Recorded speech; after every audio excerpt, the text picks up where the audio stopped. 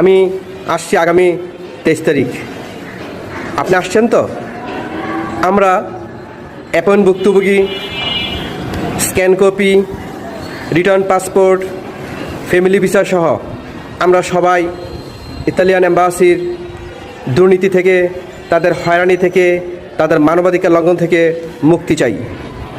Italian embassy আমাদেরকে কর্মবিষয় দেওয়ার নামে, আমাদেরকে চাকরি দেওয়ার নামে, আমাদের মতো থার্ড কান্ট্রির লোকদেরকে চাকরির প্রলোভন দিয়ে এভাবে শ্রমঘণ্টা নষ্ট করার এবং মূল্যবান সময় নষ্ট করার তাদের কোনো অধিকার নেই।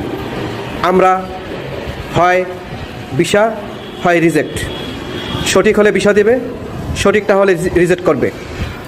এর বাইরে আমরা কিছু চাই না। আমরা চাই সমাধান, সমাধান, সমাধান। সমাধান নিয়ে আমরা 23 তারিখে ইনশাআল্লাহ ঘরে ফিরব। আপনারা আসবেন, আমিও আসবো। ধন্যবাদ সকলকে।